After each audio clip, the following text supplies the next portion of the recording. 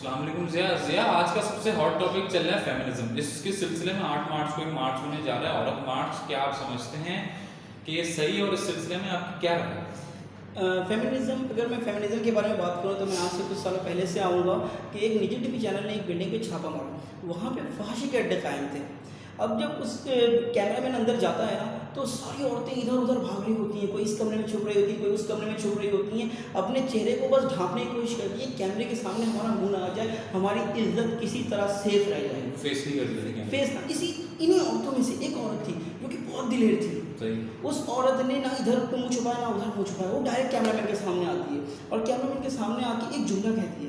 وہ جملہ اتنا پاورفل تھا, اس جملے میں اتنی طاقت تھی, اس جملے نے وہ انقلاب برپا کر دیا جو کل تک عورتیں منہ چھپائے چھپائے پھر رہی تھی, کبھی اس کمرے میں چھپ رہی تھی, جو کبھی اس کمرے میں چھپ رہی تھی.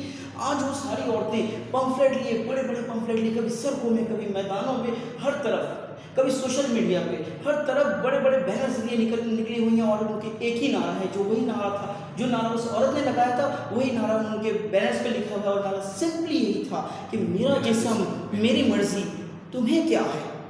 اور ایسے بہت سے نعرے ہیں جو ہم اپنے منہ پہ لا نہیں سکتے, ایسے بہت سے اس طرح کے نعرے ہیں جو کہ ہم فیملی کے ساتھ دیکھ بھی نہیں سکتے.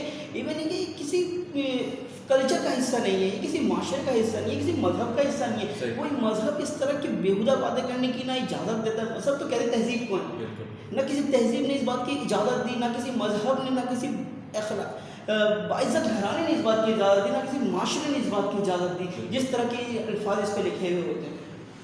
اچھا ضیاء, یہ کہتی ہیں ہمیں ایکول رائٹس نہیں مل رہے. اب وہ ایسے کون سے رائٹس ہیں, حالانکہ اسلام میں عورتوں کے حقوق تو سب سے زیادہ دیے گئے ہیں, کسی اور مذہب نے ان کو ایسے حقوق نہیں دیے. ٹھیک, میں اسلام میں اگر عورتوں کے حقوق کی بات کروں تو اس سے پہلے میں بولوں گا کہ اسلام سے پہلے عورتوں کے حقوق تھے کیا, عورتوں کی اہمیت تھی کیا. اسلام سے پہلے تو عورتوں کو صرف افزائش نسل کے لیے چند عورتوں کو رکھا جاتا تھا, باقی عورتوں کو زندہ دفنا دیا جاتا تھا, ان کو سر بازار بیچا جاتا تھا, اور شوہر کے انتقال ہوتے ہی انہیں بھی دفنا دیا جاتا تھا, زندہ جلا دیا جاتا تھا. یہ ان کی عزت ہے. اسلام نے تو ان ضروروں کو اٹھا کے آسمان پہ رکھ دیا ہے, ان کی حرمت کو کعبے کی حرمت سے بلند کر کے جنت ان کے قدموں میں لا کے رکھ دیا ہے, ان کو ماں اور بہن کا باعزت مقام عطا کیا ہے. وہ جو لوگ ان کو کل تک خون کے ان کے پیاسے بنے پھر رہے تھے, ان لوگوں کو ان کی حفاظت کی ذمہ داری ٹھہرائی ہے. ان کی ذمہ داری یہ کہ ان عورتوں کی حفاظت تمہاری ذمہ داری ہے. ان کی اور جو لوگ ان کو حوث کی نظر سے کل تک دیکھتے تھے, بازاروں میں خریدنے کی نظر سے دیکھتے تھے, آج وہ لوگ, ان لوگوں کی ہمت نہیں ہے کہ وہ نظر اٹھا کے دیکھیں. اسلام نے ان کو پابند کیا کہ یہ مسلم عورتیں ہیں, ان کے آگے اب نظر اٹھا کے نہیں چل سکتے. یہ ان عورتوں کا مقام دیا اسلام نے.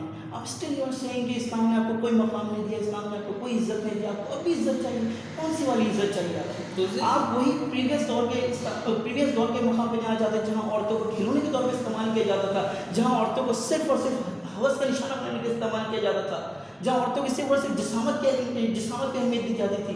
آپ ادھر ہی جانا چاہ رہے ہیں, اس کلچر کو فالو کر رہے ہیں. اچھا, یہ کچھ مخصوص عورتیں جو اپنے رائٹس کے بارے میں بات کر رہی ہیں, تو یہ رائٹس ہیں کیا, کیونکہ یہ بیسیکلی کوئی رائٹس نہیں ہے.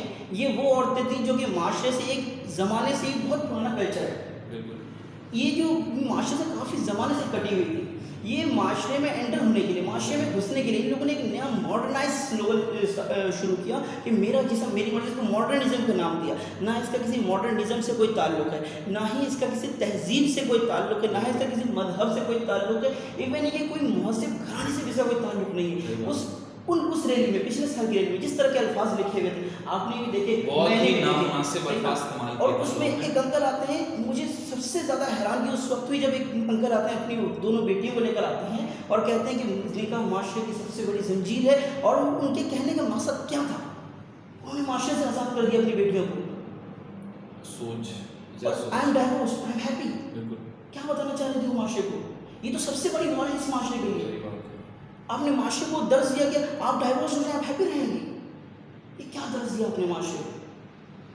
اس کا کسی مذہب سے کوئی تعلق نہیں, بھی نہیں کہہ سکتے, کلچر سے کوئی تعلق نہیں. میں یہی تاکید کروں گا کہ اسٹے سیف فرام دیئر, سے سے بچ کے رہیں. یہ معاشرے کے لیے سب سے بڑے بلیک شپس ہیں, سب سے بڑے ناسور ہیں. یہ ایک ناسور ہے. تھینک یو, اللہ حافظ.